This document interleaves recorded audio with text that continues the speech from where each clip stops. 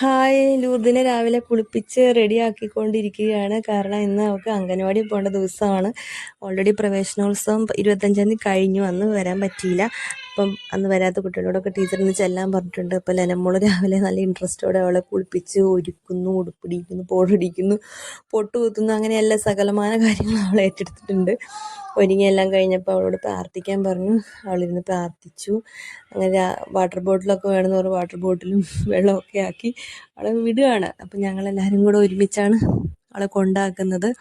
നടന്നു പോകാനുള്ള ദൂരമേ ഉള്ളൂ. അപ്പം അവളെല്ലാവരോടും അടുത്തുള്ള വീട്ടിൽ എല്ലാവരോടും സംസാരിച്ച് അങ്കനവാടി പോവാന്നൊക്കെ പറഞ്ഞ് പോവുകയാണ്.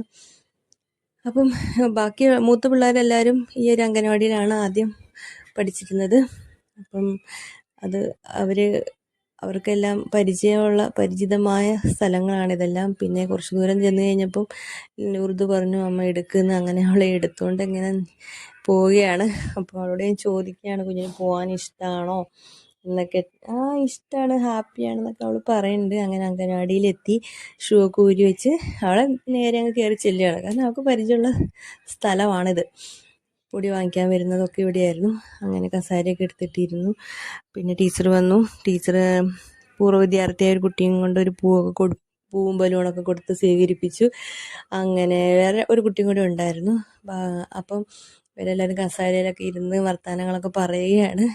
അവർ പഠിച്ച സമയത്ത് ഓരോ കാര്യങ്ങളൊക്കെ ഷെയർ ചെയ്യുകയാണ്. അങ്ങനെ എല്ലാവരും ഒത്തൊരുമിച്ച് അവിടെ ഇരുന്നു. ടീച്ചർ പിന്നെ അവർക്ക് മധുരം കൊടുത്തു. പായസമാണ് കൊടുത്തത്. ലൂർദിന് അതിൻ്റെ ഇടയ്ക്ക് ഒരു ബലൂൺ കിട്ടി. അത് വീർപ്പിക്കുന്ന രംഗമാണ് ഈ കാണുന്നത്. അങ്ങനെ അവരെല്ലാവരും പായസമൊക്കെ കുടിച്ച് ഇവരെല്ലാം പഠിപ്പിച്ച ടീച്ചറാണേ. അതാണ് വേറൊരിത്. ഭയങ്കര ഇഷ്ടമാണ് എല്ലാവർക്കും.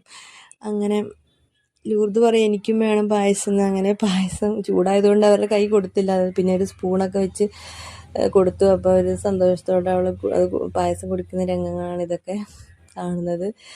അങ്ങനെ പായസം കൂടിയെല്ലാം കഴിഞ്ഞ് ഒരു ചെറിയ ഫോട്ടോ എടുക്കാമെന്ന് പറഞ്ഞു. അങ്ങനെ അവളെ ഫോട്ടോ എടുക്കുന്ന രംഗമാണിത്. പോസ് ചെയ്യാൻ പറഞ്ഞിട്ട് അവളങ്ങനെയൊക്കെ നിൽക്കുന്നത്. അങ്ങനെ അതെല്ലാം കഴിഞ്ഞു.